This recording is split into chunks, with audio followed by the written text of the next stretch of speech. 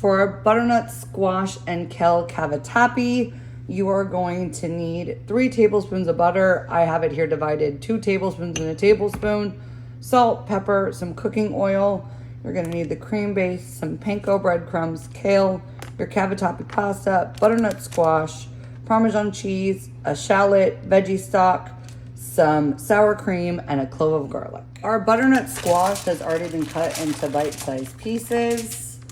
So we are just going to put this onto a baking sheet. I cover it with foil for easier cleanup. We're gonna do a drizzle of oil. Butternut squash is a sweeter squash, kind of like a pumpkin. And as it roasts, it will start to get caramelized. And that's what we're looking for. So we're just gonna salt and pepper this. I have my oven preheating to 450 degrees. And this is gonna go on the top rack for about 20 to 25 minutes. And you're gonna wanna toss them halfway through. And you see, I've placed it all in a single layer. Next, we have our shallot. Our shallot is like a cross between a red onion and garlic. And we always cut root to tip, just like with an onion. So we're gonna go ahead and cut this. I'm gonna cut the tip off, and then I'm gonna go ahead and peel this outer layer, just like we would with an onion. And we're going to thinly slice this into half moons, like so. And you're gonna do this with both halves of the shallot. Next, we're gonna mince up our garlic. You can grate it if you want. I'm just gonna go ahead and mince it. So we cut that end off. We give it a good smash to remove that peel.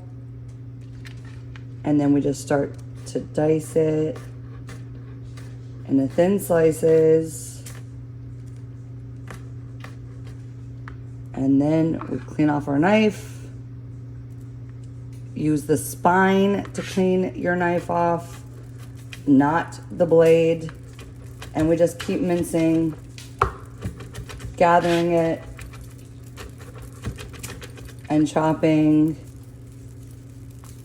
And you see how I use the spine, not the blade, to clean my finger off until we've got a nice fine dice. So you see, nice rocking motion. I'm holding the knife in the proper position. You should absolutely practice this at home. It does feel awkward at first, but then this helps your knife become like second to your like arm. It just becomes one with your hand. So I'm cleaning off the knife and using the spine to clean my finger off. There we go. We have a nice minced garlic. So for the most part, our kale is tender leafy greens like this. But when you find thick stems like this, you don't want to cook those. Those are very tough. So you're going to get rid of those. And see, like this one, I'm just going to go ahead and pick the leaf off. And there's another stem. And so what you're looking for is you just want the leaves. You don't want this thicker stalk. So just the nice tender leaves. So my water has come to a boil, and I have very generously seasoned this with salt. You always want your pasta water to taste like the ocean. Just gonna give this a quick stir, and we're gonna cook this for about 9 to 10 minutes until it is known as al dente. Al dente means to the tooth. So you want a little bit of bite to it still, because you don't want to finish your pasta, because we're gonna finish it with all the veggies and the cream sauce. You want it to have a little bit of bite to it still, so it doesn't turn to mush. So my squash has been cooking for a few minutes. As you can see, it's starting to caramelize on that other side. So I'm just gonna give this a toss.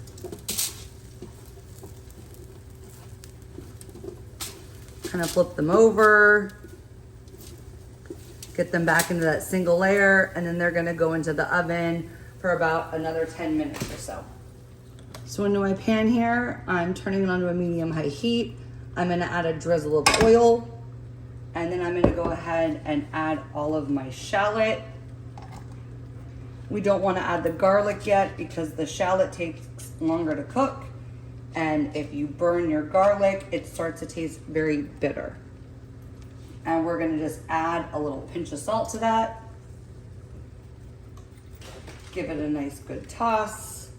And we're gonna cook this for about 2 to 3 minutes. All right, as y'all know, I tend to do things a little bit different than HelloFresh sometimes, but please know you can always follow this recipe card to a T. It comes in every box. If for some reason, sometimes they do send you the wrong recipe, I can get it to you. So what I have in this saute pan right here is my 1 tablespoon of butter. So if you recall, I said I had 3 tablespoons of butter that I had separated into a tablespoon and 2 tablespoons. I'm gonna add these panko breadcrumbs. Panko breadcrumbs are Japanese breadcrumbs. They're a little bit thicker than traditional Italian breadcrumbs. And we're gonna add some salt, and we're gonna add some pepper. And we're just gonna let these get a nice little toast. This will just add a nice little crunch to the top of our pasta when it's done. So I'm just gonna toss these all around in that butter until they start to turn kind of golden brown. So you can see how they've gotten nice and toasted. And so now I am just going to go ahead and set these off to the side. At this point, my shallots have started to cook down. So I'm gonna go ahead and add my garlic. Again, we clean our hand with the spine, not the blade, because I know garlic's very sticky. You can even kind of do that. And we're just gonna cook this for about 30 seconds until the garlic gets nice and fragrant. All right, so I'm reducing my heat. My garlic is nice and fragrant. I'm gonna go ahead and add all that kale. And then if you notice, I have a little bowl of water next to me. And I'm gonna add a little splash of water as needed. And you will see this kale is gonna cook down significantly. And we're just gonna keep adding water as needed for another like 5 to 7 minutes until it's nice and cooked. As my kale is cooking, my pasta is about done. I'm gonna reserve about a cup of pasta water off to the side, and I'm gonna go ahead and drain that. As my kale is cooking down, I noticed a tough little stem, so I'm gonna go ahead and remove that. I missed it, but as you can see, this has been only cooking for a few minutes and it's already starting to cook down. Oh, and there's another stem. So like I said, as you're cooking, if you see stems like that, just go ahead and remove them because the stems are pretty tough and you don't want that in your pasta. So I have removed my butternut squash, sorry. And I'm gonna go ahead and add my cream base to the kale. And I'm gonna go ahead and add my veggie stock. And I'm gonna cook this for just another 2 to 3 minutes. And I'm gonna add a 1/4 cup of that reserved pasta water. The reason we reserve pasta water when we're cooking is, as you can see, this water looks very different now. It has all the starches from the pasta in there, and it's gonna help thicken this sauce and then also help it stick to the pasta itself. So we're gonna cook this down for 2 to 3 minutes until it starts to thicken. All right, so my sauce has started to thicken up. I have removed it from the heat. I'm gonna go ahead and add in that 2 tablespoons of butter. I'm going to add in the Parmesan cheese, and I'm going to add in the sour cream.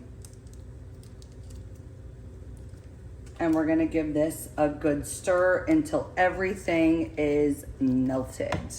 So at this point, everything is melted. I'm gonna go ahead and stir in my butternut squash and my drained pasta.